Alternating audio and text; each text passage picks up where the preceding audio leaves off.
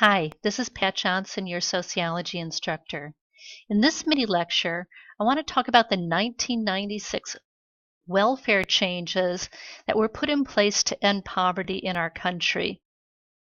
The legislation was called the Personal Responsibility and Work Opportunity Reconciliation Act. Now, obviously, poverty has not ended in our country. There's still poverty around. But the 1996 welfare changes were revolutionary in trying to change the culture of poverty that was in existence prior to 1996 in our country and to create incentives to work and not to stay on welfare long term. One of the interesting things about the 1996 welfare reform that came about was that it was both a Republican and a Democrat joint effort in getting this law passed. The president in the White House at the time was Bill Clinton. The Speaker of the House was Newt Gingrich, and both Republicans and Democrats worked together to get this legislation passed to try to change poverty in our country. Prior to 1996, the thought was that the current welfare system was creating incentives not to work. There was no time limit put on welfare prior to 1996, and so people were living in poverty depending on welfare, food stamps, public housing, the AFDC, which was the Aid to Families with Dependent Children, welfare in place, and that this was creating poverty not just in one generation, but passed down from generation to generation in families. Between 1936 and 1969, the number of families receiving support increased dramatically from 162,000 to almost 2 million people. One of the problems that was identified prior to 1996 was that two-parent families were not qualified to receive AFDC payments, and therefore it was causing people to have children out of wedlock, not marry, have children, and get a greater financial payment from the government without the benefit of the children having two married parents in the household.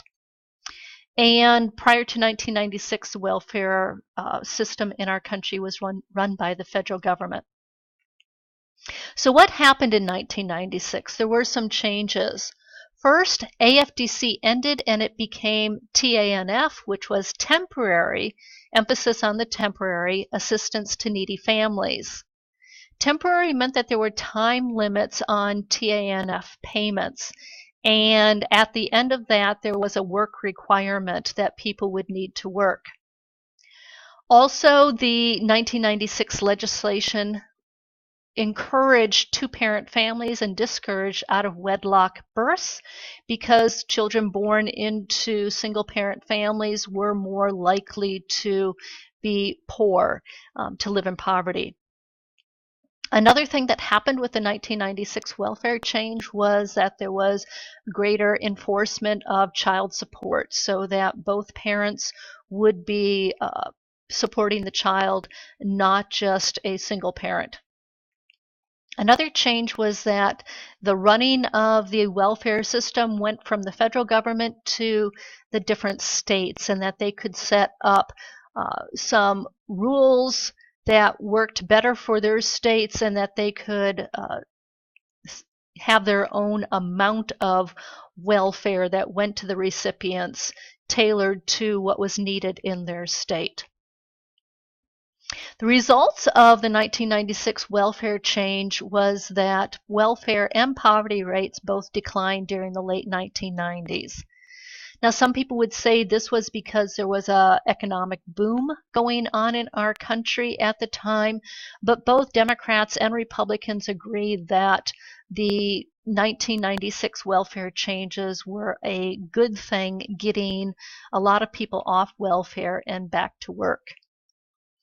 When I discussed these changes in a class, I'd say about 10 years ago, I had one student who spoke to the whole class and said, "This was the best thing and the worst thing that ever happened to me."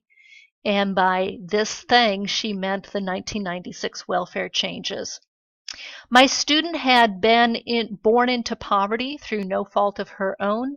She was born into a single parent family. Her mother was both mentally ill and addicted to drugs, and she was taken away from her mother and put into the system. By the system, I mean the foster care system. And my student was bounced from one foster home to another foster home. And then finally, when she aged out of the foster care system, she was out on her own. She had one abortion, she had a child out of wedlock, and she started living off welfare, in her own words. She was living off the system, and she was learning how to do that from other people who had been on the system longer than she had. Then the 1996 welfare changes came into existence, and as I said, my student said that it was the worst thing that ever happened to her because something had to change, and it was also the best thing that ever happened to her because it gave her the incentive to go to school, to get a skill, to go back to or to get a job and to start earning wages.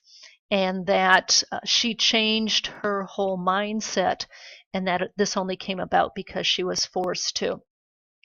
So again, sociologists disagree whether the 1996 welfare change was a good thing or a bad thing. You can read about it.